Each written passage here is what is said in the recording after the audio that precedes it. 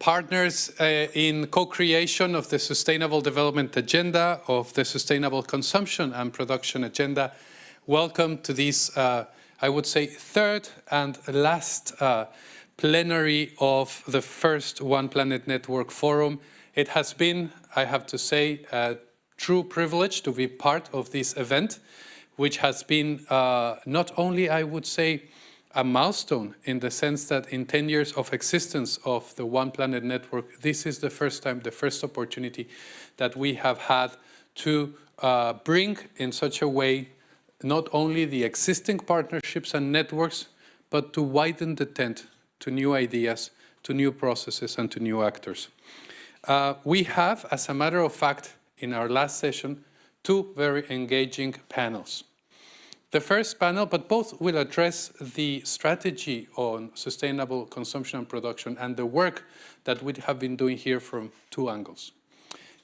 First, we would like to help you have a catch-up of the work that we did on the first day in the context of the consultations led by the board of the UNWTO for the development of the global strategy that will guide our efforts until 2030.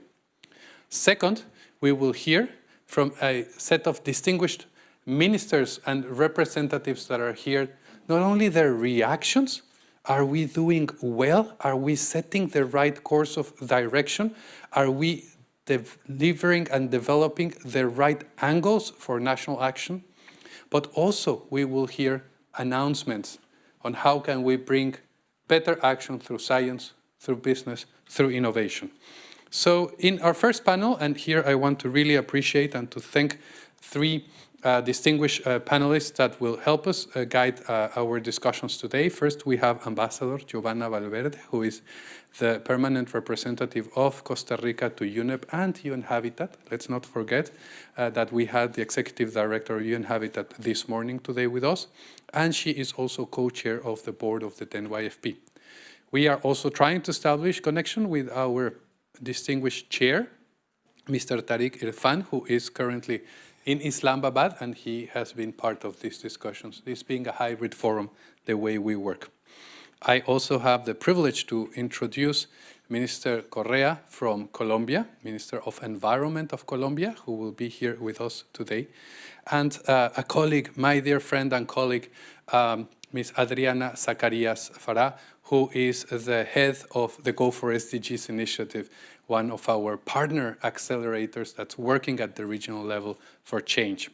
So this is the panel that will help us set the ground for our next conversation that will speak very much on means of implementation, financial commitments, and transformational actions. So why don't we start, Ambassador Valverde, with inviting you, unless, do we have Mr. Irfan just checking the connection? No, not yet.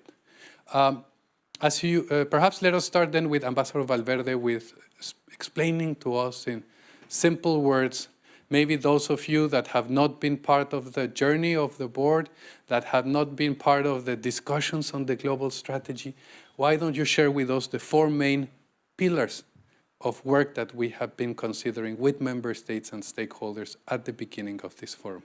The floor is yours. Thank you very much, Jorge Laguna, well, Mr. Laguna, and welcome also to the new panelists. Welcome to all the participants, and thank you so much for your engagement in this very important topic, which is One Planet Network Forum and the Sustainable Consumption and Production. I wanted to share with you basically what we discussed yesterday in terms of not only the global strategy, but the four pillars, because the session we had in the morning was extremely rich from all the participants in terms of how these pillars could be modified somehow to ensure that we accelerate the action that is required on the ground for SCP. So what I'm going to do is very quickly read the four pillars, but with what we took from yesterday's interventions and that we consider can help us all perhaps to work together towards a common position in terms of this global strategy and vision and the pillars. So We had focused, and this is the outcome of what we discussed yesterday, that the first pillar, which comprises the strategy to position sustainable consumption and production to achieve commitments for climate, biodiversity, and pollution. And this is in line, of course, with the mandate for the 10 YFP to serve as a tool to support the implementation of global sustainable development commitments and the implementation of targets and goals agreed under relevant MEAs. The second pillar, which is oriented, as we all know, to leaving no one behind, which this means empowering countries and stakeholders for mainstreaming and implementing sustainable consumption and production, leveraging on the UN development system. So this was one of the other important points that we discussed yesterday. Involved in this, we will be able to strengthen cooperation, technical assistance, and demonstrate solidarity, placing people and communities at the heart of our actions and objectives. The third pillar focuses on enabling changes through circular economy and other approaches, transformative partnerships, tools and solutions across high-impact systems and sectors. So this was a broader vision on the third pillar. We discussed that the activities should be oriented towards efforts and resources, including catalytic and inclusive partnerships, solutions and tools, expertise in finance, to facilitate the implementation of concrete commitments for sustainable consumption and production, while at the same time raising the awareness of member states in this process. Obviously, financial and business communities need to be part of this process, including large multinational companies and small and medium-sized enterprises, or SMEs, local governments and citizens, popularizing and supporting the operationalization of system-based approaches, value chain and life cycle analysis, circular economy strategies, among others. And I'm spelling all of these out because this was perhaps one of the discussions that we had yesterday, that we shouldn't just focus on one methodology, for example, the circular economy, that there are various other approaches to achieving this pillar. And the final one refers to inspiring a global movement and commitments for action in close collaboration with key strategic partners, champions, and ambassadors at global, regional, and national level.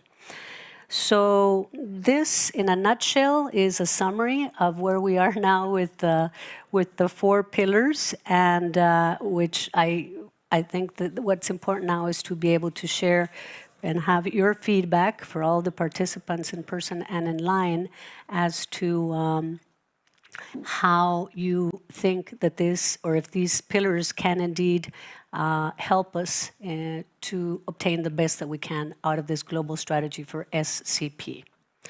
So thank you very much, Ambassador Valverde, for providing that input that indeed reflects the status of where we are in terms of the consultations for an impactful global strategy. We can see here, and to welcome Mr. Irfan Tariq, who is Director General for Environment and Climate Change at the Ministry of Climate Change of Pakistan. He's also the chair of the 10 YFP board.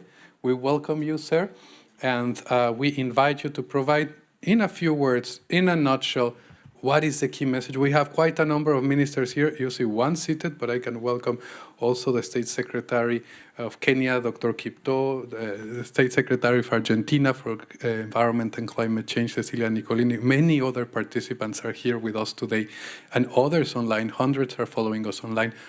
How can we communicate the work that we're doing in the strategy? Why does it matter? Over to you. So thank you very much, and my apologies for being late because of this technological disruption. But let me congratulate the whole platform for organizing such an extremely wonderful and an eye-opening sort of session since yesterday. I think we had very successful, extremely interesting discussions, sessions during yesterday and today, based on the four pillars and thematic areas. So since, as you said, there are a number of dignitaries waiting, the nutshell is that the global strategy for SCP is in its final stages. We are in the consultation process, and which is in line with the General Assembly resolution. Now, the mandate of the board is to finalize. But what I hear from the discussions since yesterday, people here, they are waiting for action, and they intend to go into real action. There were 11 interventions in the first session yesterday, and most of them, they were reflecting on how to move forward in terms of taking actions on the 4 pillars and the thematic areas. So what I would say in a very simple one-liner, sustainable consumption and production is the centerpiece of all SDGs. And people across the globe, they are waiting to see action based on the strategy we are in the process of finalizing. So we had a very long consultation process for finalizing this strategy. And as Ambassador Valverde was just stating, the 4 major pillars which have come out of emerged from these consultation processes. So I seek indulgence from all parties, and I would like to thank the 10YFP board, the Secretariat, for continuous efforts in making this a reality. So let's go into action. I think that's the key message. That's absolutely the key message. And we prepared a short video, no more than, I think, 1.5 minutes, that shows concretely what are these 4 pillars of action, what are these 4 priorities that we want the international community to concentrate in the next years. Why is Stockholm Plus 50 important? So I recommend that we look at this video, and then we will start properly the discussion with our wonderful panel members, and we will bring our next participants as well on board. So let's play the video.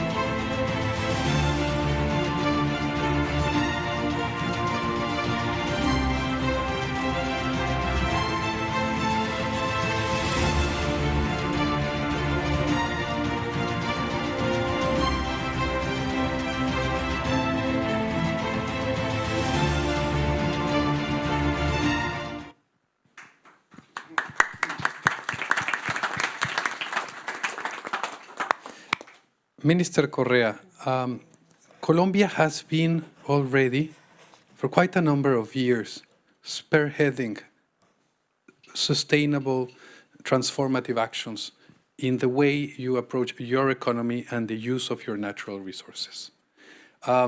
You have seen, and as a matter of fact, the centrality of Sustainable Development Goal 12, produce and consume with care. And you have a number of initiatives that can help us see in what way are they bringing and underpinning the strategy on sustainable consumption and production. What is the message that you would like to give to us today? Well, thank you, Mr. Laguna, and all my friends and colleagues. I like delivering change. That's what we have to do, but we have to do it fast. We don't have time to wait, and nature can't wait anymore. Colombia was the first country in Latin America to have a circular economy strategy. So we've been working in that for 4 years now. I would like to list, some actors that we need to work with in the next years. Private sector, we have already signed carbon neutrality agreements with 700 companies in Colombia, and we are working with them not only in our NDCs, but also in circular economy strategy. So now we have, 3 years ago, we had a recycling rate of 7%. 3 years later, we doubled that. Adriana knows perfectly about our circular strategy, circular economy strategy. So we doubled our rate in 3 years. And now, President Duque has signed a bill. It's the Climate Action Bill in December. So we are working to have 24% of our recycling rate in the next 8 years. We are working to have 100% of the single-use plastics all recycled, compostable, or reusable in the next 8 years. The other important actor, Mr. Laguna, is cities. So we are working hand in hand with mayors and governors to work in a new concept called biodiverse cities. And a biodiverse city is a city that puts in the center of their development nature and people. So with the biodiverse cities, that we already have 14 biodiverse cities in Colombia, we are working in the circular economy strategy, we are working in waste management, we are working in nature positive, we are working in the carbon neutrality agenda for the next years.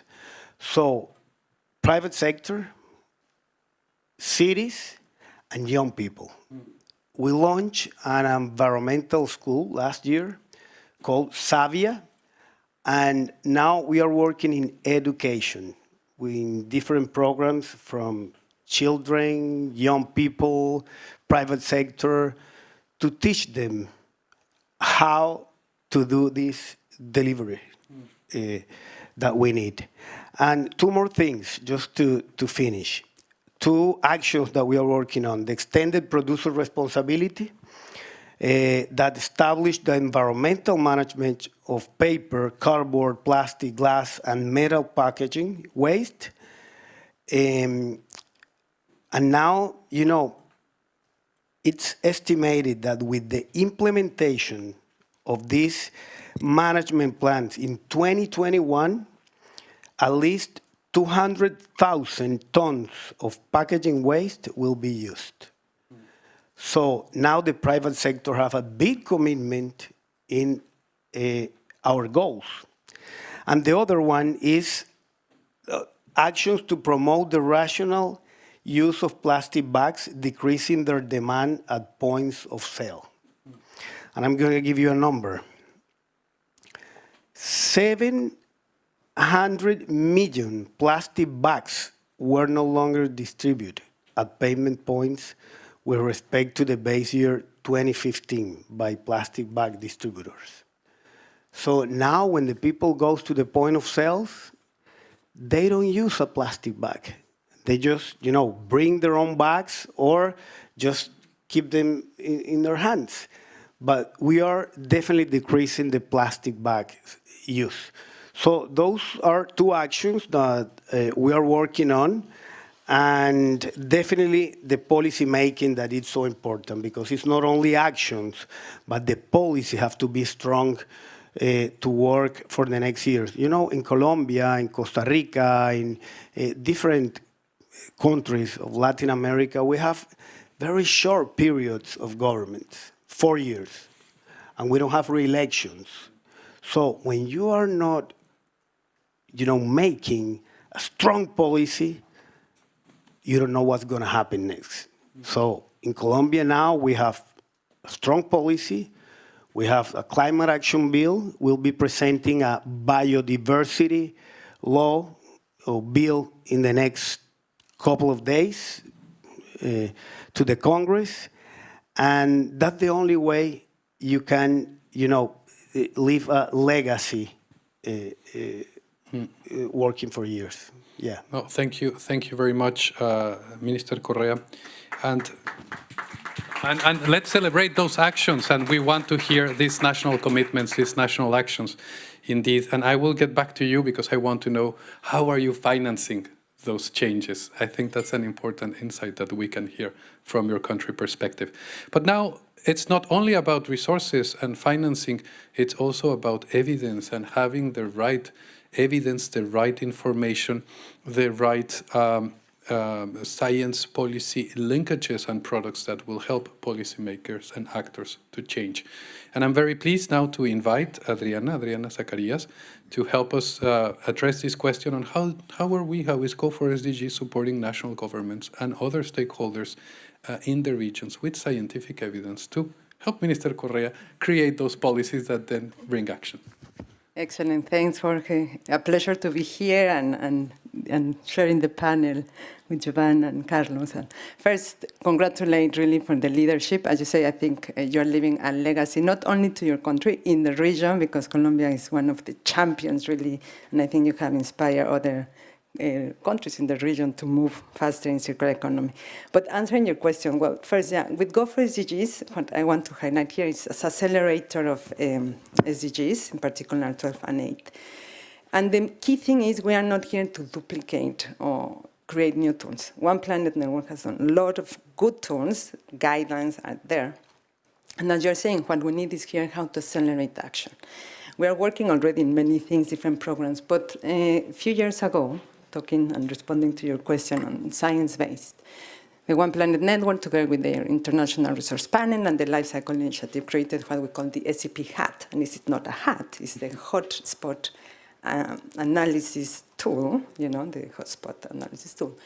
And that's really very useful. But what really helps is, first of all, we are gathering information of 40 years on key indicators for the countries where you can analyze, really, if I want to move towards sustainable consumption and production faster, what are my key sectors? Where I need to intervene? Because often, I think when Colombia, for example, to stay in this example, when you started to look at the circular economy, there are 20, 50 sectors you want to look, but you need to see what are those high-impact sectors, where to start. And maybe we cannot start with 100 policies, but if we start with 7, we can really make a bigger impact. So that's what the beauty of this tool now is in a platform. So what we did last year, Jorge, in this is to start doing a workshop in 4 regions, Latin America, in Africa, and West Asia, and on Asia Pacific. I'm very happy to say that we, together with the One Planet, DRP, with the University of Vienna, we trained more than 250 people. And happy also to say that 40% of the participants were from governments. We have, I put it here, 30% were UN agencies, UN country teams, which is also very important because, again, if we are advising countries, it's very important that we say, and we can guide you faster to where are those interventions that are more meaningful, and then also research and private sector. So what I think is very important is governments, you are facing limited budget, limited time. So it's very important to have accurate information based on science that will say, okay, if we want to make that transformative impact, let's start first maybe in these 3 sectors and in these punctual interventions, and then have a bigger impact. So. Thank you very much, Adriana. And we will get back to you at the end of this small segment when we celebrate some of those concrete results. Let me now, as I promised, and before I ask one question, because I think it's also important, Ambassador Giovanna, you presented the vision of the board and the status of the negotiations, but also Costa Rica is doing amazing, amazing things. And we have here the former Minister of Environment of Costa Rica, but also Deputy Executive Secretary. Let's give a hand of applause to Ms. Adriana Mesa, who has been speaking about food systems and land degradation. And this session is really not, of course, we're running out of time. Of course, we need to do more, but this session is also to celebrate action.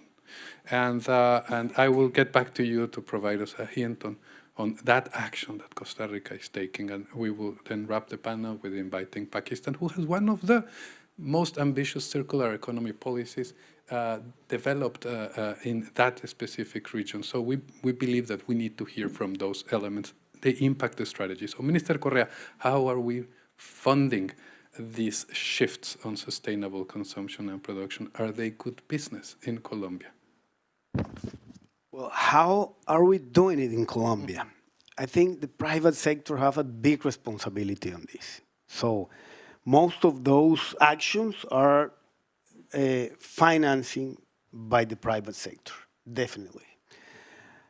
We also have public resources from the government. Majors in cities have a big responsibility too. We have a carbon tax. We are receiving about around $200 million every year to finance these kind of strategies. Circular economy, waste to energy, energy transition. So we have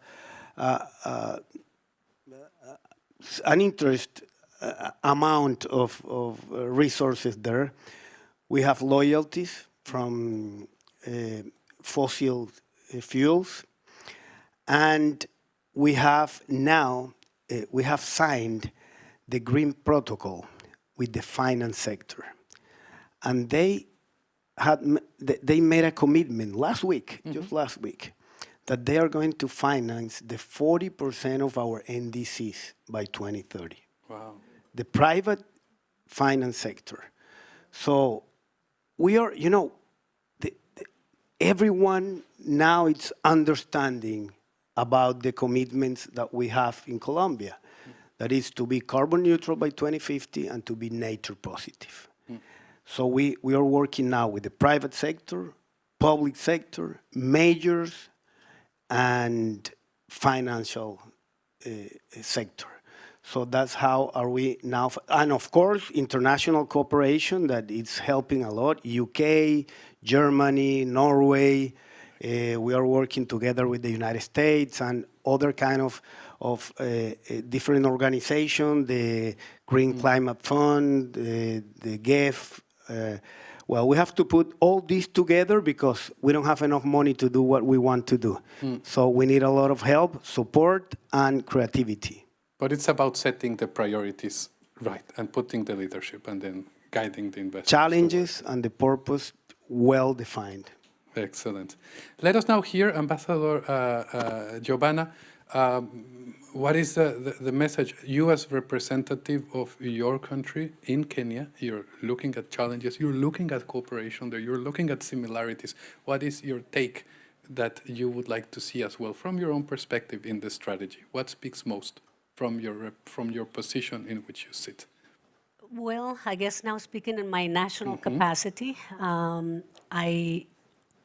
I appreciate your words in terms of how Costa Rica has been, I think, in multiple areas, especially in nature restoration, has been a success story, honestly. And I couldn't agree more with Minister Correa in terms of the importance of having solid public policies, which must be medium and long term, precisely because we do have this change in governments. But Bottom line is it's a multi-stakeholder agenda and has to be embraced, and everyone must be committed to it if we want it to be successful. So thank you for sharing these incredible things that Colombia is always a step ahead. I remember since 10 years ago with climate change negotiations, and you were already way ahead of the rest of most of the countries in Latin America in terms of sustainable mobility, for example. And so for us, we've decided our objective is our national decarbonization plan, 2018-2050, which focus on mainly 4 different sectors: transportation, agriculture, industry, and waste management is one of those. And that's why circular economy, I think, is absolutely true and imperative for every single country, particularly because 50% of waste on average is organic matter. And also we have our national composting strategy. We have our urban environmental agenda, which we launched last year.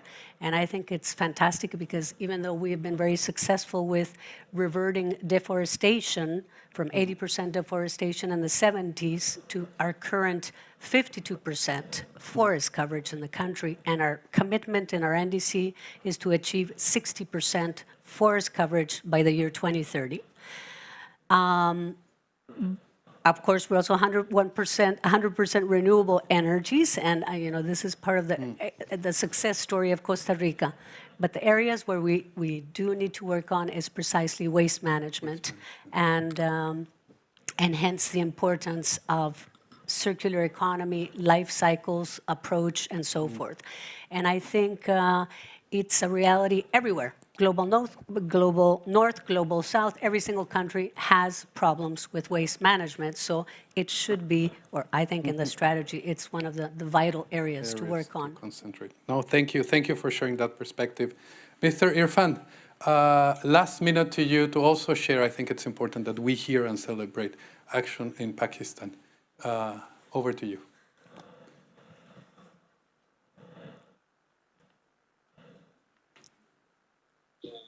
Thank you very much. Thank you very much. So I hope you can hear me.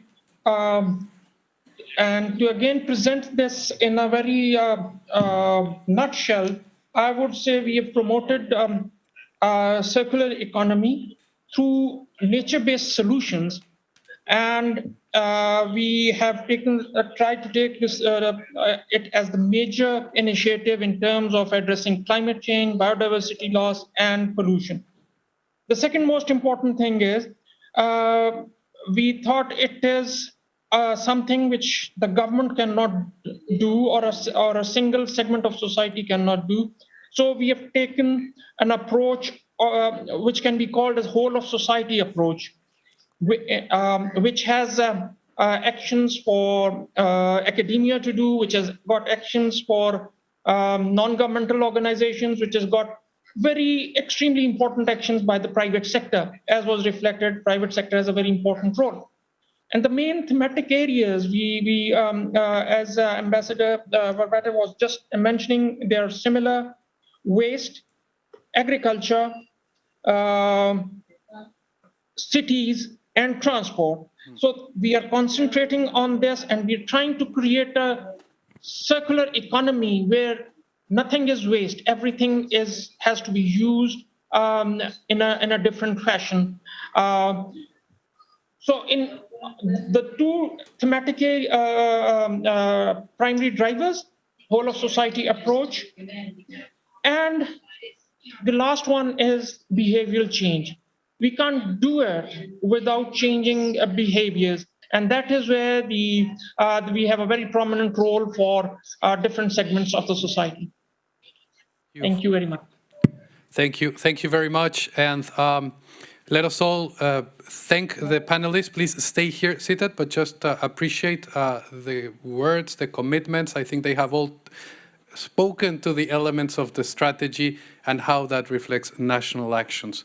Before I bid farewell to this first panel, I would like to keep our distinguished panel members as I would say, witness of a very small announcement that together with Adriana, a commitment for action we are going to make. If we can display the slide as a segue to introduce the announcement by Adriana Zacarias on our joint behalf of all partners on enabling science-driven approaches for impactful, sustainable consumption and production interventions. And this is a good story, Adriana, and I ask you to please announce the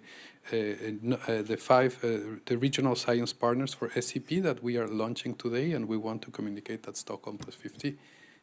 Excellent. So we kept this surprise for you. So we are very happy to say, as we say, we have started to create more science-based knowledge. But the idea is how can we replicate that and have trainers in the different regions. So we are very pleased to announce today 5 regional science partners. So we have Cleope, that is in the Universidad Tecnológica Nacional de Argentina. We have the Pontificia Universidad Católica in Peru. We have also the National Clean Operation Center in South Africa. And in Asia and the Pacific, we have Group Institute Kari, and also Thailand, the University of Technology in Thonburi. Now, these are scientific institutions that will be basically supporting national governments, also private sector, different stakeholders, in exactly what I say, analyze where are these hotspots for changing this systemic change towards circularity, sustainable consumption and production. At the beginning, what we want is that they will start using and scaling up the SCP HAT that I just mentioned. But in the second year, what we want to do together with all of you is to co-create with them agendas that will be also responding to your national priorities, to the demands, so that they can be, in a way, science partners that will be supporting you. And this is just a first step. We want to increase the number of partners. We want to increase the number of academies. But today we're proud to announce these 5 partners that we are launching and we will be supporting in the next years for science-driven policy-making approaches, interventions, national and regional level. So let us give a hand of applause and to celebrate these new institutions and to thank our panel members who have to continue with also important commitments going on. And I thank you, Minister Correa, much appreciated. Thank you, Ambassador Giovanna. Thank you very much, Adriana. And I will move on straight as we bid you to call on our next panel members that will be joining us. Let me start by calling, first and foremost, I will invite Minister Kari from Minister of Environment and Climate Change of Finland to take a seat here. I will then invite our dear friend, Minister Cecilia Nicolini, State Secretary of Climate Change, Sustainable Development and Innovation of Argentina.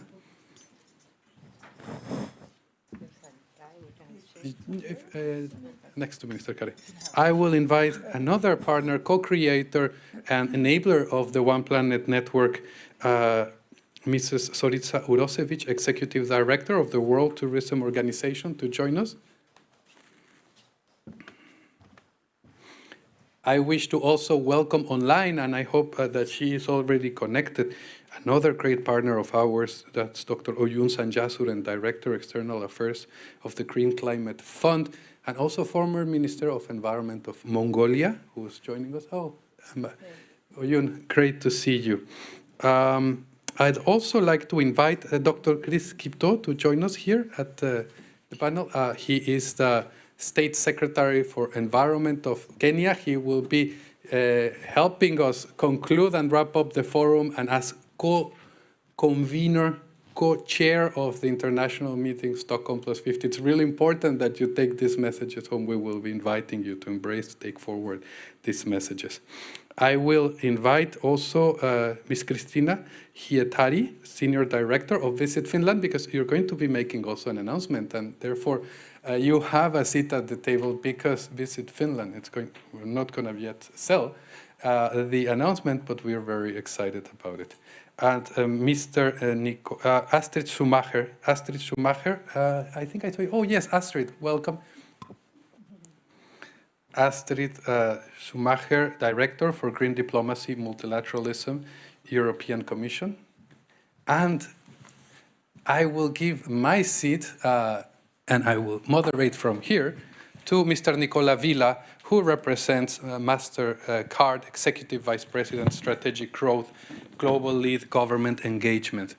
And this is really to show that if we want a nature-positive economy, if we want to see actual sustainable consumption and production happen, we need these actors to be mobilized. So let me start by inviting Minister Kari. As you were arriving, you were hearing that we are working together with government partners and institutions on a new global strategy on sustainable consumption and production. And Finland has been a leader in supporting this shift. You have led with your wonderful team the work on buildings and construction, but you have also been involved in a number of other areas. What is your message? How does the strategy respond to Finland's national vision and also international ambition to support the achievement of the SDGs? Welcome. Thank you so much, Jorge, and it's lovely to see you, all my colleagues and all my new friends. I'm sorry that we were a bit late. The flight from Finland took a bit longer than we were hoping to be, hoping it would take, but I'm so happy to be here. And of course, it's an honor to be here and celebrating the making of the global strategy for sustainable consumption and production. I had the honor of starting my workday today with Professor Sir Dasgupta, who also wanted to send his regards to this panel, and we were having a fantastic discussion about the links between ecology, nature, and economy. And I think his main message to us all was that we need to change the ways of consumption and productions towards a more sustainable and circular economy. So it suits very well this discussion that we are having here today. We need a paradigm shift for our economies, I think for many different reasons. First, natural resources fuel our production and consumption, and the use of virgin natural resources is the main cause for climate change and decrease in biodiversity. And then second, the green transition will trigger a new race for natural resources. Windmills, electric cars, hydrogen solutions require more materials and low carbon electricity. And then third, half of the greenhouse gas emissions and more than 90% of biodiversity loss and water stress comes from the consumption of resources. And the last, the horrible war and the Russian invasion in Ukraine has shattered the globe and revealed that we need to increase self-efficiency and reduce our dependency on global material flows. There is, of course, we all know, everyone who works with these issues know that there's no single solution to respond to these problems, to these challenges. And a transition to circular and more sustainable economy is not just about businesses. It is about the whole society. So we need to change the way we plan and design our policies, our cities, our infrastructure, as well as our daily lives.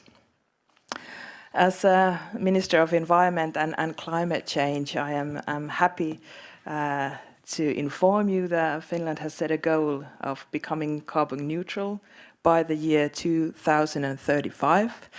And to that end, the Parliament has just adopted a new ambitious Climate Act only last week.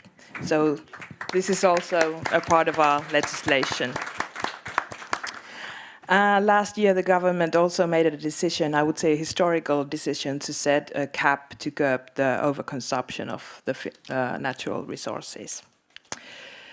So we're also launching cooperation with key businesses, cities and researchers to outline 3 pathways to sustainable future by identifying the most effective measures to change the trend and advance circular economy. And as you said in the beginning, Finland has been a long-time supporter of the 10-year framework of programs. Most importantly, Finland has led the operational work of one of the thematic programs, Sustainable Buildings and Construction, since the beginning. It is indeed a long way since the 2002 Johannesburg Earth Summit, where the first steps towards bringing a sustainable production and consumption to the International Sustainable Development Agenda were taken. Now, with the new strategy, we can build the legacy of the valuable work done so far and ensure that the sustainable consumption and production will stay high on the global agenda also in the years ahead of us. We commend the objective of the strategy to connect the dots between the climate, biodiversity, and pollution agendas, and between international policy and national implementation. This work is well in line with Finland's development policy, and it is a priority area on climate change and natural resources. I am therefore honored to announce that Finland will support the implementation of the new global strategy of SCP with the financial contribution of €1 million. Wow, We are happy that the valuable long-term work of the One Planet Network will continue beyond the year 2022. Finland is willing to be a part of this fantastic journey. Thank you. Thank you. Thank you very much for that announcement. Thank you for also, and congratulations on the passing of the policy and for supporting and believing in the One Planet Network and the work that we are doing. We will be good custodians of those resources and also of the many funding partners that we have. Thank you for being early supporters of the implementation of the strategy. But moving now to Argentina. Argentina also passed very recently your own national law, your own national plan on sustainable consumption and production. And what would you recommend to other countries who wish to do the same? How to support them? If you have been part of these discussions, you have seen that one of the pillars there is leave no one behind.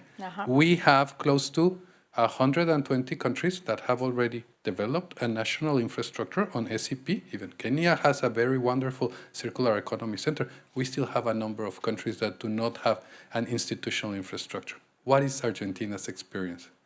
Thank you very much, Jorge, and I'm very happy to be here in this sunny day in Stockholm. It's beautiful out there. Actually, I was thinking about how to deliver my participation, and apart from telling you a little bit about what we are doing in Argentina, about our strategy, one of the main things, and I really like the short clip that you showed before, about how we need to address this currently triple planetary crisis of climate change, biodiversity loss, and pollution. And one of the main things that you just mentioned as well is how we address, mainly from countries such as, is listening okay, the microphone? Yes. Perfect. From Argentina or from the Global South, how we address this leaving no one behind, how we can manage to do our just transitions and trying to highlight the word just. And that's why I celebrate a lot your announcement. And yesterday, during the Sixth Ministerial on Climate Action, the MOCA, that we have a very interesting meeting. And also we discuss a lot about something that we still need to work a lot. That is means of implementation of all the strategy that we are designing globally and that we need to implement nationally at the national levels. And one of the things that we are still missing is closing the financial gap. And that is something that we really need to move straight forward. And we were also talking about this with the next presidency of the COP in Sharm el-Sheikh in Egypt. And we really need to move forward in closing this gap that, according to studies, is now not about, we are not now talking about billions, but trillions of dollars that we need to close this gap, about 2.5 trillions of dollars. And that is something that from developing countries, we need to continue working. And that's why also I celebrate participation of several funds that we know that the global objective of 100 billion is outdated, that funds are undercapitalized, that they don't have enough funds, and we really need to discuss and stress all this. And this brings us to something that we've been discussing also in different spaces, just like the G20 or the G7, depending on the countries. It's about redefining the global financial architecture.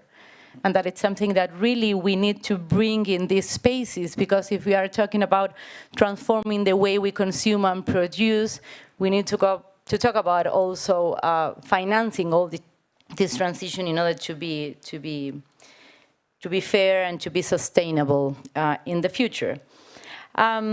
Obviously, from Argentina, we are deeply committed to this strategy. We celebrate all the work. We've been working all together, and we will continue supporting and working on this global strategy. Apart from participating in different international and regional coalitions, as you mentioned, Jorge, we launched last year our national strategy on SCP, and actually we use a lot of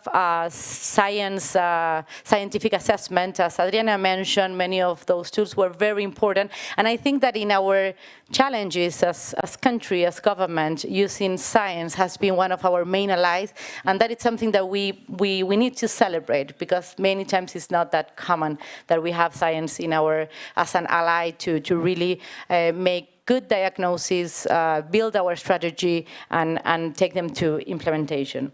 And just to just give you some hints about how we are working from Argentina, when we launched this national strategy, we did it from our national cabinet of climate change, that actually it's a law. So I cannot agree more with my colleagues of the previous panel from Costa Rica and Colombia, that in order to make big transformation, we need to have laws to really make all these decisions binding, and trying to avoid the cycle of government in order to be long-term policies and strategy to make profound transformation. And that takes us to this national cabinet. It makes it work with all the ministries, because from the climate change secretariat, obviously we coordinate all this strategy, but we really need to work with those who design the specific policy, with the industries, with the public sector, with infrastructure, with investment, to really align all the objectives and have one comprehensive strategy. And also within that cabinet, we work with private sector, with civil society. We engage all the different actors to really make something that can be sustainable and including everything. Obviously, well, then I can share, but I will leave my time for the other panelists, specific instruments, because it's good to have and write a strategy, but we need to build specific instrument that we need to transform. And actually, the hotspot tool that Adriana was mentioning, we use it to identify 2 strategic areas for us, such as food and constructions, to build all these instruments to make the changes towards this sustainable consumption and production. So maybe I will leave it out there. I would love to discuss more about the fund that we need to push in order to finance all this. And I'm happy to listen to the rest of the colleagues. Thank you, Jorge. Absolutely, because we're going to perhaps move now, if I can, and let's celebrate, of course, Argentina's actions, commitments, and leadership. And now I think you put 2 elements here, and we will go, my next 2 speakers, presenters, participants of this circular plenary. It is Astrid Schomaker, not only to recognize the strong support that the European Union and its member states has given to the work of the One Planet Network, but really to get from you your impressions on the approach of the strategy, but examples, proven examples on how we can mobilize the resources to fund the shift to sustainable consumption and production, both global and regional levels. I don't know if you have a microphone there. If not, we can pass it on. Astrid, thank you for joining us. And then we will hear from Oyun the perspective from the Green Climate Fund. Yeah, thanks so much. And I found myself nodding the whole time listening to the colleagues from Finland and Argentina. I think those are amazing, amazing examples. And I'm just really here to congratulate the One Planet Network on the strategy. Okay, the strategy is not adopted yet, but it is such an important strategy that I think we need to take time to get it right, because as we see the strategy, it's not a stock taking of what's going on anywhere. It needs to be visionary, and it needs to be framed in that context of planetary boundaries, which is of course a very Stockholm-related concept, but it really needs to be a strategy for all actors, very well reflected also in the 4 pillars, the holistic approach to sustainable consumption and production, and a strategy that really brings us to a situation where our resource consumption can be curbed and where we keep our resources longer in the economy. And what we find particularly important in that context, and it's also recognized in the strategy, and we hope it will be one of the outcomes of Stockholm, is that we recognize that SCP is the way, the best way to address the triple planetary crisis already referred to. And Professor Dasgupta is one of those people who has made it very clear. It's a bit overwhelming to see this triple crisis and then all the other geopolitical challenges. And if we don't want to despair, we really need to find solutions that allow us to address all these 3 elements of the crisis at the same time. And there, I think science has now been clear. It is our unsustainable resource consumption, unsustainable production methods that drive the crisis. So we need to do something about that. And then we face this oddity that there is no global forum to discuss it. Yes, we have 10YFP and amazing strides have been made. But if I look at all other big environmental challenges, we go the way of maybe a convention, or for SAICM, we have, for chemicals, we created a platform. And that, in our perspective, is really missing. And then we see that also SDG 12 is lagging behind, as other SDGs like 6, which doesn't have a sort of institutional home in the UN, is lagging behind. So for us, what is really important that the 10YFP and One Planet Network works and supports this idea of a global dialogue that should enable us not just to sort of exchange knowledge about policies that work, exchange best practice, but also allow us to identify barriers and then find ways to addressing those barriers. And in those barriers, and here I come to the conclusion, is of course financing. That's very widely identified. The first issue there, and we experience that in the European Union, is to understand that circular business models are different. All of a sudden, it's no longer necessarily about selling more, but you sell, for example, a service and therefore less of a product. There's an amazing knowledge gap that needs to be filled, and we saw that early on in the European Union, and therefore we created, for example, a platform bringing financial institutions together with circular economy practitioners. Then we need more knowledge about which investments are sustainable. Taxonomy is one way of going. Greater transparency about investments would be another way of taking this forward. But certainly, and that's really my last sentence, and hopefully we can come back a bit more about it, the role of governments is to create incentives and a stable policy framework that makes investors confident that if they were to go towards sustainable and circular business models, that would pay off. And in the European Union, the Circular Economy Action Plan provides this certainty, and we're now implementing it really, I would say, full steam, integrating it also in our resilience and recovery plans. That would be another very important message, I think, for all countries around the world. Link circularity to the recovery from the crisis, of course, also to your national determined contributions for climate change. But in doing so, having a clear framework, moving now to our Sustainable Product Initiative to product legislation that mandates on the European market products that are durable, recyclable, reusable, upgradable. And with that framework in place, give that signal to the financial sector and to investment that this is the way to go. And I think that would help us overcome a vast amount of the finance gap that we face. Thank you very much, and let's give a round of applause to the great work that has been done, and the message that we need to widen the tent if we want to achieve change on the SCP agenda. One of my personal takeaways is that we need to speak with other actors than those specialists on SCP, right? And these have to be the investors, the private sector, the financiers, and just there we're recognizing, I think, Dominic Wagry, who is here, and he's going to be providing and helping me in a few minutes. I'm just giving him a heads up, because tomorrow we're taking this discussion to the Action Forum multi-stakeholder partnership. But yes, Astrid, we need to have a dialogue, and it's there in the strategy that brings an equal footing all the players that are needed to effect change. We will move quickly because we need to wrap up this event on time in 20 minutes because there are a number of other activities that we don't want to infringe upon. And my next speaker here is Dr. Oyun Sanjasunen, dear friend of mine, but also an incredibly important player on the discussion on triggering investments, creating finance for circular economy interventions in the context of the national determined contributions. We are seeing that. You heard a number of country cases here. We're going to hear after. I will just give us a hint from the tourism sector. How is the tourism sector participating? But from the Green Climate Fund perspective, what is your message to this community? Okay, thank you so much. I'm very happy to hear all the impressive examples of policies from countries committing to making fundamental changes in the way that societies produce and consume goods and services. And I'm very happy to see, also how far the partnership has progressed and delivered. I remember in 2013 when I was Minister of Environment in Mongolia, we hosted the World Environment Day under the food loss and waste the theme. I think the 10 YFP was being initiated, and of course, there was a lot of homework before as well, but basically I'm very happy to see that the progress.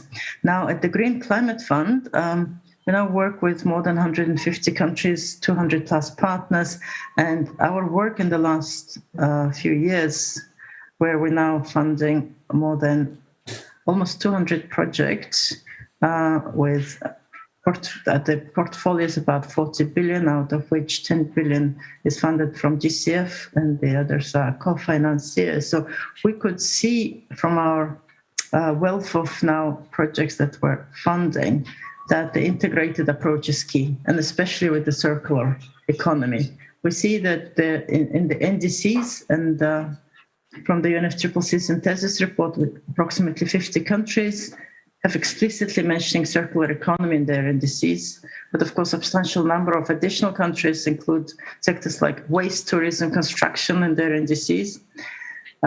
For the GCF, it's very important that we support developing countries translating NDCs into investment plans, into bankable feasibility plans, and we see that creating integrated climate and sustainable development strategies is very important.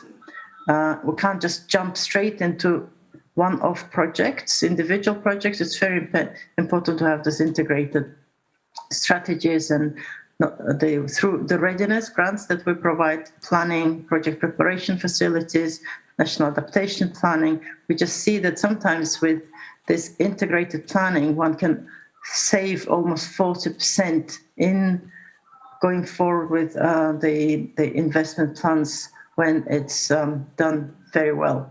Second is, of course, encouraging piloting innovation. So innovations not only in policy institutions, but also in technology, but also financial innovations as well. Very important, we also find that de-risking the investments, especially with the patient and anchor capital, that of seeing longer term through tools like blended finance, but also through dedicated climate financing facilities and institutions is very important. So thinking of some dedicated also financing, vehicles for sustainable production and consumption is probably will be very important as well. I would like to use an example of food loss and waste as well, which we see that the current many agricultural projects at GCF already contributing to food loss and waste indirectly, but going forward, we wish to secure a strong focus in the agriculture projects to better capture both the emission reductions from projects as well as the increased resilience. We would like to put more emphasis. We would like to see more projects coming, for example, for food loss and waste. And although the majority of GCF's agriculture projects support the SDG 12.3 target, however, countries face challenges in measuring, monitoring, reporting the food loss and waste reductions. I'm using this food loss and waste just to show as an example of what can be done. And creating knowledge and sharing is very, very important as well. So I'll stop here, Jorge. Thank you. No, thank you. Thank you very much for those insights. The work that we're doing here is definitely bankable. It's definitely part of projects that can be funded. Private sector can play a role. Also, the vertical funds can support us. We're going to use these last 8 minutes to speak about one very important sector in which we're seeing absolute change. It's the tourism sector.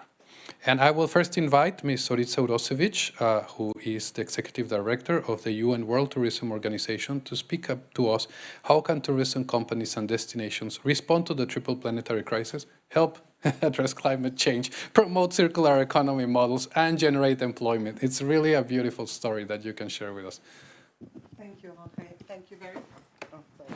Oh, we have one hidden. Hello? Yeah. I don't know if it works. You just keep on talking, it'll turn on. You want it to be fast, right? Okay. Thank you very much. I think that first, let me reiterate the importance of the sector. Tourism is the third export world category after fuels and chemicals. Why is it so important? Because it is a complex ecosystem made of many industries. And integrating buildings, integrating food production, integrating digitalization, hotel sector, accommodation, transport, and so on. And buildings, of course. So the complexity of the sector requires that we look at it from a completely different perspective as an economy, looking at the environment and looking at the society, because people are doing it all, consuming and producing. Now, tourism, I would define it as consuming the planet, but it needs to give back to the planet. And maybe we can use it as a vector for progress and building livelihoods, but we need as well to look at it as a polluter. Reflected in biodiversity strategy globally, worldwide, we have made an analysis. 90% of these strategies refer tourism. However, when we see at the NDC, it's very different. 40% of mention of tourism is a vulnerability sector and as a polluter. So depending on where we look at tourism, it is a good thing or a bad thing. How do we make it right? Now, in building up the strategy, and I speak as an international organization, and we have our constituency are member states, so meaning ministries of tourism, but the sector serves trade, so serves like companies and businesses. Now, first, governance. The governance has completely changed, and I thank you very much for underlining the complexity of going and looking at circularity in the new resilience context, because I think this is the biggest challenge we need to think ahead of us. It's maybe as well an opportunity, but I think it's really the major challenge. Now, governance. Governance needs to be right and needs to be addressed. And I think that today we are very happy to be representing a sector that is not the environment sector, but that is the tourism sector, the one consuming the environment. So a productive sector with the environment. Then we need to look that 80% of tourism is made of SMEs. SMEs needs to be supported. They need to change the way they operate. They need to produce and consume. And that is absolutely reflected, I think, the two ministers that addressed us today, I think, brilliant initiative and steps taken forward. And I like very much, in particular, Argentina, who has created the right governance model, because it has to pull and trigger all the part of the country. And the third, and the most important, is to empower people. Because by empowering people, that's how you're going to make and trigger change. So I think that our task is huge. And I think in the new strategy, all these aspects are well embedded. And we ourselves need to reinvent ourselves. How are we going to work as an organization in collaboration with others? I can just reiterate, the partnership with UNEP has been extraordinary, because it has brought us here today, but it is bringing us even further. With the Glasgow Declaration, in 6 months, we had 600 signatories, even more coming up. With the Plastic Initiative, even more. I think there is a growing appetite to join forces for good and for really delivering change, but as well inspiring change. I will stop there. Thank you, Zoritsa. And let's give a hand to the wonderful work that the UN World Tourism Organization, the leadership that it is showing, and we have heard also from UN Habitat, from the regional commissions. Our goal as a network is to help other institutions embrace SCP and deliver. And this morning we also heard from the national country representatives of the UN speaking how they are using SCP to support countries embed circularity and sustainable consumption and production in the national pathways. So let's make a demonstration, and it'll be interesting to hear Christina, I'll get it right. No, I'll get it right. You try. Hietari. Hietasari. Hietasari. Okay. Great. Hietasari. And just now, just to make a bit of humor, but we are in Sweden, but also we celebrated Day 1 Swedish leadership. Now we're celebrating Finnish leadership. It has nothing to do with the minister coming here. You are going to tell us about how is Visit, first tell us what's Visit Finland and what's its multiplier role? How do you mobilize the tourism industry? Yeah, well, first of all, Visit Finland is an official tourist board of Finland. So our main function is to attract visitors to come and spend their holidays in Finland. And we are very committed to achieving the global climate action goals. Like we heard from our minister, our national policies really steer up towards socially, economically and ecologically sustainable society and carbon neutral by 2035 already. And tourism is no exception. Actually, all the national and also Visit Finland strategies put the sustainability in a very core of our activities. As you know, the climate change or the climate is warming triple the speed in the Arctic areas compared to the rest of the world. And Finland is an Arctic country, so this is a very crucial issue for us and our future. According to our Arctic policies, all activities, including tourism as well, must be based on ecological carrying capacity, climate protection, principles of sustainable development, and respect of rights of indigenous people. And we already today see that climate change is affecting our tourism flows.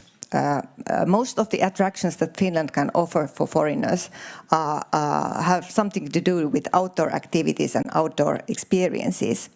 And so the climate change is already causing a tremendous economic impact to our companies because of the permanent change that it poses to the operational environment. And well, you know, Finland lacks the world Eiffel Towers or Colosseums, and the biggest attraction that we have for tourists there is our pristine nature. And in the Lapland, in the north of the country, that's very world famous of the winter wonderland, you can imagine that how vital the snowy winters are there. So there is every reason and every motive for Finland to be the leader or forerunner in sustainable development. Thank you. And that's interesting. And as I was, Dr. Kipto, looking at me, it's very similar, the case with Kenya. We are, and as Madam Zoritsa mentioned, we're using all these platforms to help advocate for greener tourism. And just doing a small announcement, very soon in Portugal, we will be holding the UN Conference on Oceans, and we're working with Kenya and the Secretary of Tourism of Kenya to showcase as well the wonderful work that it's being done. We're very pleased to have Visit Finland here and understanding the model, how you're using nature. It is absolutely critical. And we will hear from Nicola, and then we will do a very interesting announcement that will make clear why are we showcasing Visit Finland today. So, Nicola, well, you are Vice President of MasterCard. So, in a sense, we all want to hear half of us, those that have MasterCard and those that have Visa, we all want to hear how are you using the power of nudging incentives in pushing tourists to address and understand the management of waste, pollution. How do you engage tourists and the host communities? How are their critical elements in your business ecosystem? What is your contribution? Well, thank you. Let me first of all maybe start by saying that Amazon is not only a river, Apple is not only fruit, and MasterCard is not only a credit card company. We are a company, a technology company that grew up in the card space, but has been able to use and leverage on a network that touches 2.6 billion people, hundreds of thousands of merchants and tens of thousands of banks and financial institutions, to basically drive a number of strategic programs. The company, therefore, is able to deliver and enable transactions which are financial, but also non-financials. Digital identity is one of the areas in which we've been focusing on and engaging both with banks and with government. So this huge network allows us to, first of all, see in real time how the economy is behaving. Right? During the pandemic, in the last 2 years, we collaborated with more than 180 agencies at the international, national, and local and government layers, helping them understand what was happening to the economy in near real time, by sector and by geography. Because actually we saw how the spend was changing in terms of lockdowns, reopening, and so on. Tourism became one of the focus areas over there. So we work today with more than 80 DMOs, ministries of tourism, international government organizations, in understanding what is happening to the tourist sector and to the corridors. How are corridors reopening? We're using our spend data to basically inform some of the decisions, some of the marketing initiatives that many governments have started to put together to reopen tourism in a inclusive and financially and environmentally sustainable way. So that's our focus. If you think about the SDGs, we traditionally focus from 2015 on financial inclusion.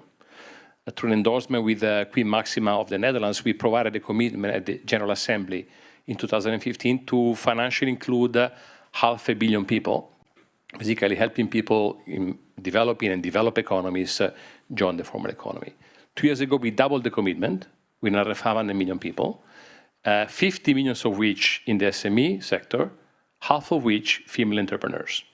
And so we made the commitment, it became very clear to us that tourism is one of those drivers. It's a sector which is made for 70% of SMEs, more than half are female entrepreneurs.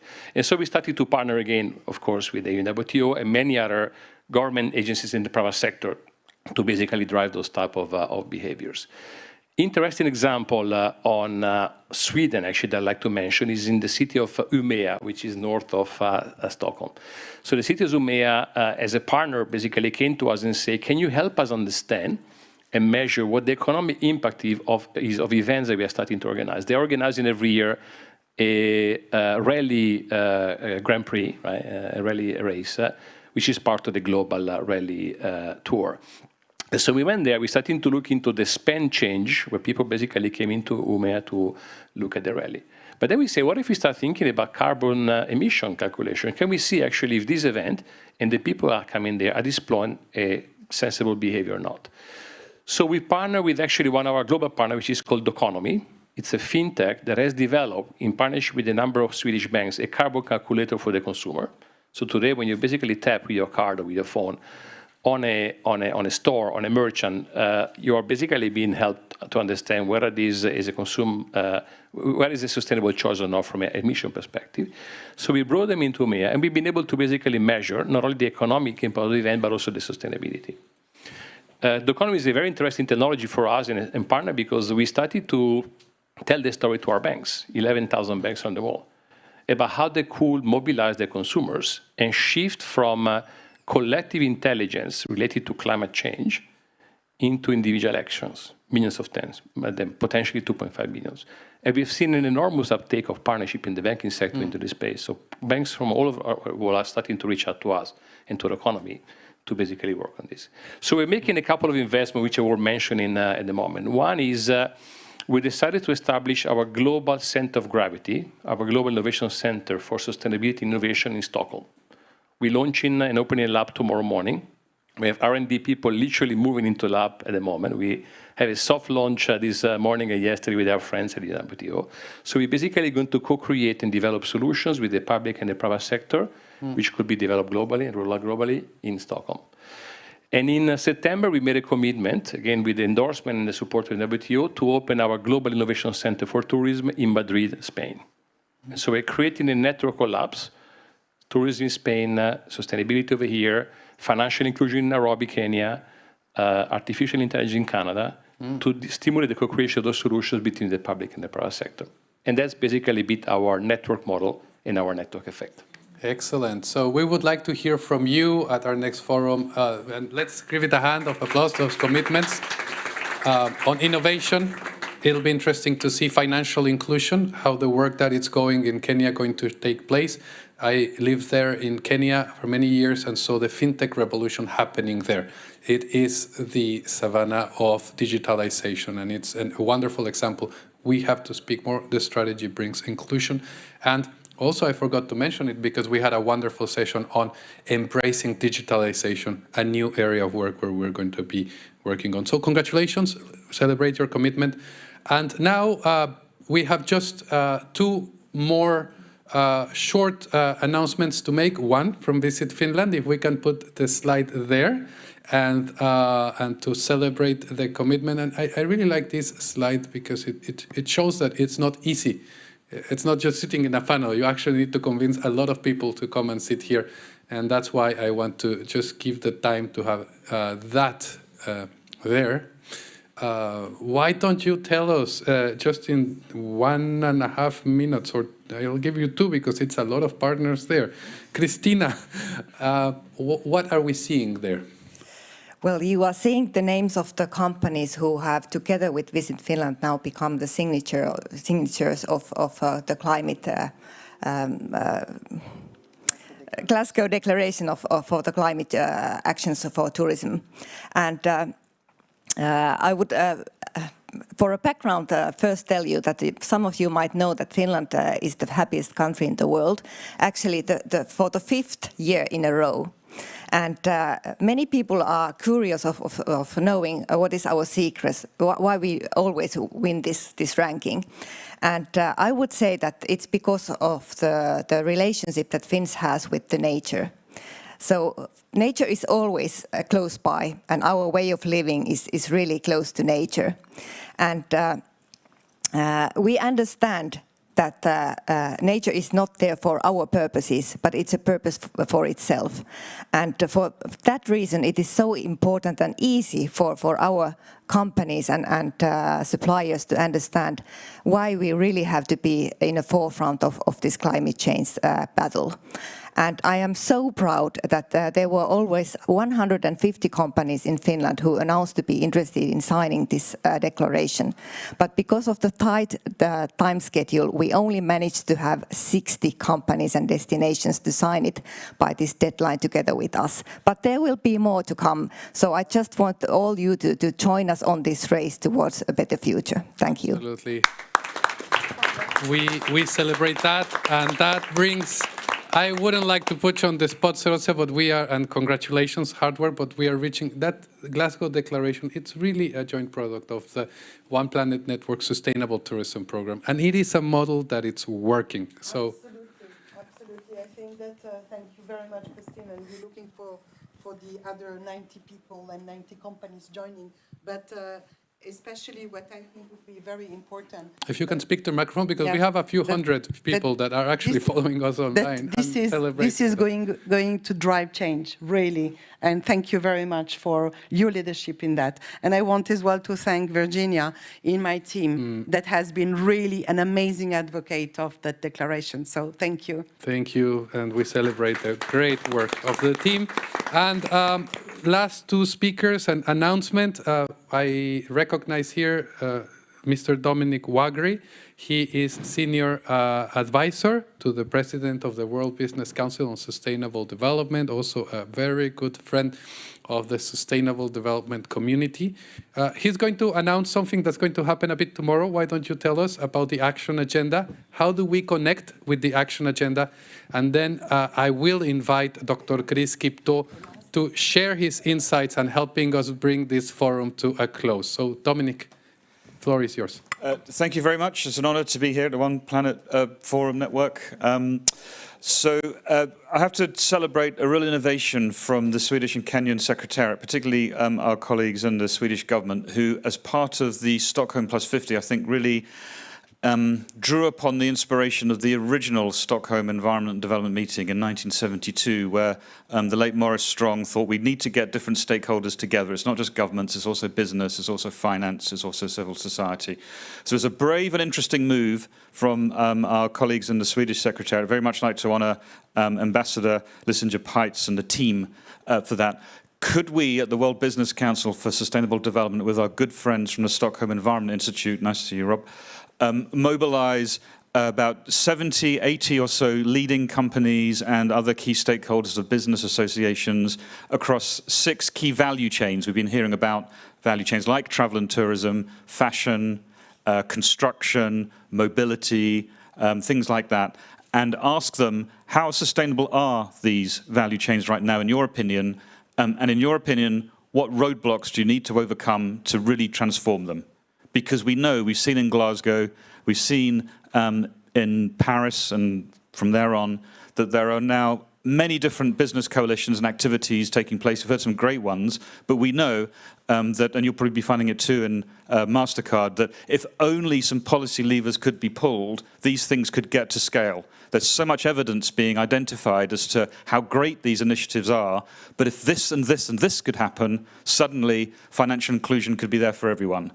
So it's lifting above the coalition, above the partnership, which many leading businesses are engaged in, and suggesting and asking and saying to us, basically, and particularly to those from the policy-making community and the international organizations, that if we're serious about this new form of multilateralism in the world that we live in today, which is absolutely laser-focused on getting rid of some of those roadblocks to get us to the 2030 delivery agenda in just 8 years, whether it's climate, whether it's nature, whether it's reducing inequality, whether it's tackling pollution, there might be 3 or 4 key action areas which the business community who've been working on this together with society could identify.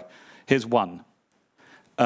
Circular economy has been identified right across here and in many other places, rightly so, for resilience. But we know from all of the great work that UNEP and others have done, that again and again and again, for businesses to unlock that, there are 3 or 4 key roadblocks. Common definitions, common standards, getting rid of trade barriers so that you can actually kind of make what is called waste, but in fact could be a completely new value set of secondary materials, move across boundaries. That's trade, that's environmental policy, that's probably an element of financing policy. What is a circular economy financial asset class? How do you define it? If you could kind of get a common definition, harmonization on that, lots of value would be unlocked and lots of things could happen. A circularity protocol focused on doing that, like the Montreal Protocol, focused with business and science and government to deal with the ozone layer. There are 2 or 3 other examples like that, but that is the heart of the Stockholm Action Agenda, which will be launched tomorrow with leading businesses and others from the government community. We're delighted that the former Prime Minister of Sweden, Stefan Löfven, will be there to open this because of the panel that he's chairing now about new forms of multilateralism. We're delighted that Ambassador Peitz will be there to close, and many colleagues in between. 10:30 through midday, Action Hub, I think, in the main Congress Center. Please do come along and you'll be delighted with the punchiness of the recommendations and the thoughts from many in the business community. And again, just to thank the Swedish Secretariat, our friends at the Stockholm Environment Institute, and our dear colleagues at UNEP for the great collaboration. No, thank you, Dominique, and let's celebrate that major achievement. I really have nothing else to say but to thank you all and to now entrust to our distinguished co-convener of the International Meeting of Stockholm Plus 50. We had here the Minister of Environment of Sweden yesterday, and today we have a true leader for the environment, for good economy, for social inclusion, many, many causes that I have admired during the political career to the service of the Kenyan people of Dr. Chris Kipto. I am very honored that you are here today and that you have accepted to summarize what you have heard. It's going to be a tough job. I'm giving you that tough job. But what are we conveying tomorrow to the Stockholm International Meeting? So let me give you you have a microphone there, the opportunity to bring this forum to a close and this important conversation to this moment. Over to you. Thank you very much. And I must admit, this is a very difficult job, especially coming at a time when I'm supposed to be in another forum, and I'm already late on the Forum for Financing Plastic Circularity. But I hope I will do justice in the few minutes I have. Maybe first, before I go to the summary, I also give the story for Kenya in a minute. I just want to say Kenya took very bold steps in 2017 to ban use of single plastics, and especially on point of sales. And we achieved 90% reduction in the plastic waste. And it's very good progress. The only problem we have is that we have porous borders. So because there are countries around us who haven't done as much as we have done. So we still see that coming in. We extended that to protected areas, and we have also seen a lot of success. But more than that, we have circular economy measures we have taken. A new policy in place. We have a bill now in Parliament on waste management, which is going to cause a paradigm shift in the way we manage our waste.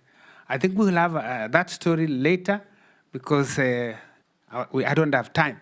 But just to say that out of these discussions, clearly, this is an important subject for humanity today than ever before, the subject of sustainable consumption and production. And it's about doing more and better with less. It's about decoupling economic growth from environmental degradation, increasing resource efficiency, and promoting sustainable lifestyles, and hence the concept of circularity and circular economy. The other point that came clearly is that the world is consuming more than nature can sustain. More than ever, we are stretching and exceeding Mother Nature's capacity to regenerate naturally. And so I want to thank every participant that has come, that's been here today. We have had great discussions, and the deliberations will set the stage to address the key actions and commitments that member states should undertake to address nature-based solutions for a healthy planet. These discussions are important because they are taking place just after UNEA 5.2 and UNEP at 50, during which we had 14 resolutions, and which included the need for accelerated action for nature-based solutions. So let us therefore leverage the outcomes and shift focus to implementing the agreed measures. Yesterday, I saw a report from the Stockholm Environment Institute that indicates that for the last 50 years, on all the commitments we have made, we have only succeeded to do 10%. So we do a lot of commitments on multilateral environmental agreements at policy level, but we are not doing much on action. We are falling short on action.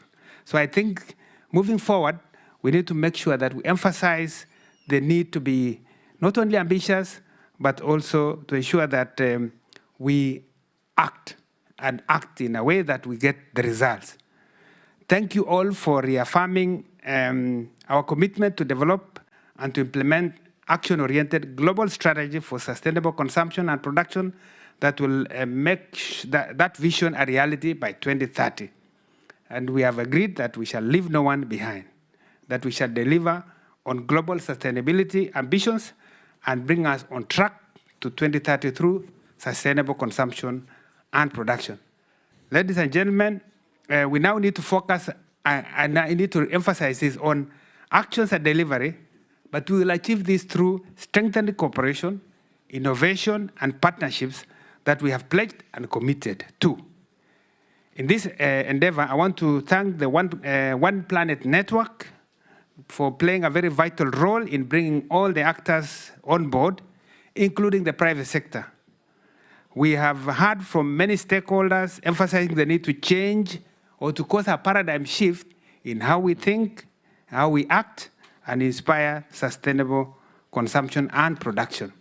So in conclusion, I want to say that in the last part of this afternoon, we have explored ways to accelerate action at the country level to implement transformative approaches to our food systems, build the environment, and of course, sustainable tourism, as put by my colleague next to me. We have agreed on three things. The need to establish a regional science partners for sustainable consumption and production. And you had that announcement made today. We've also agreed on institutional governance and finance frameworks needed for implementing and scaling up action on sustainable consumption and production. And the last part is the catalytic role of the Glasgow Declaration on Climate Action in Tourism, which has seen an increased number of signatures. So I take this chance to invite you all to advocate for these commitments to act, scale, and implement action on sustainable consumption and production through bold and ambitious strategy that joins the voices of actors at all levels and across countries to meet the environmental and social challenges we face, putting us back to 2030. Ladies and gentlemen, this is an important message that needs to be conveyed at the Stockholm Plus 50 International Meeting. And so in the next 2 days, I encourage all of you to make sure that this message is heard and shared as broadly as possible and beyond. That's just this forum. So let us all join hands for the global movement for sustainable consumption and production to grow and lead the change we need for a healthy planet and prosperity for all. I wish to thank the organizers of this event for orchestrating this auspicious event that will hugely impact the outcome of Stockholm Plus 50. I thank you all for your kind attention. Bravo. Thank you very much, Dr. Kipto. Thank you for your patience. I want to thank, first of all, Oyun Sanjasuren, Mr. Nicola Villa, Minister Kari, Mr. Nicolini, Dr. Kipto, Zoritsa, Madam Cristina, and our dear friend Astrid. Thank you for your participation in this closing panel discussion for all our panelists. And thank you for our audience. Many of you, or almost all of you, have been engaged during these last 2 days. Wonderful, thanks. You are excused and welcome to continue with your agendas. I will just, as I wrap up and we bid farewell to our panelists, we appreciate, as head of the Secretariat and on behalf of UNEP's Executive Director, this is a UNEP-powered partnership. And the way the Executive Director of UNEP has advocated and supported our work, it is we are UNEP's One Planet Network. We are here to ensure that our mandate is embedded into Agenda 2030. It's part of the way the United Nations systems delivers. It's part of the way we advocate for partnerships by, I like to call this egoless leadership. And that is the beauty of the One Planet Network. I want to thank the team of the Secretariat, the wonderful colleagues here, my Fabian Pierre, Veronica, Branislav Lysenko, Svetlana Mikhaeva, who came here, the many others that have enabled this session to be broadcasted to over 2,000 or more registered participants that have followed these debates online. You have all seen they have all been filmed virtually. So I want to thank all the sessions organizers, all the participants that make the effort to come from far as I can see there, Senegal, we also have Barbados, we have colleagues that have traveled from Nairobi and many others, Cuba, quite a number of countries, Argentina. So really this has been a very broad global discussion. We are kicking off this effort. We will sustain it on a yearly basis as well because we think it's worthwhile. Our wonderful members and co-chairs of the board, I see there, our chair, Mr. Irfan Tariq, our wonderful co-chair, Ambassador Giovanna Valverde, all the members of the board of the 10YFP, all the leaders of the programs, of the 6 programs of the network that have been animating these discussions, and all the partners that have been on board. So on behalf of the team, thank you. Oh, also, Eva Alner, who has hosted us, and we hope that this tradition remains with other board members promoting in their countries to support these events taking place. They are good investment, I believe, and the fact that they are hybrid, the footprint is reduced, we can make it neutral. we can help also, but bringing the network together, it's definitely a good investment. Thank you, Eva, and thank you to the wonderful government of Sweden for the hospitality extended. So with those words, we can bring this forum to a close. There is an important session. You all heard about circular economy. You've all heard about sustainable consumption and production. Maybe you are wondering, what's the link? What's the difference? How can circular economy be a pathway? What other pathways are there? Because that's an important element that we discussed at the board today. There's not only one size fits all, one approach.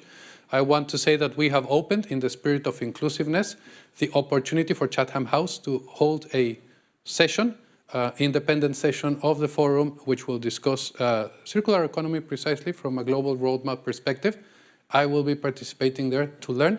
If you're interested, it will start, I think, at in 5 minutes, those that are interested in one of these rooms. You can follow online. All the sessions will be saved and broadcasted. So if you cannot participate now, you can follow the discussion later. Have a good rest of the day. We are still discussing food systems, and we will be seeing you all tomorrow in the Stockholm very important international meeting. Thank you all.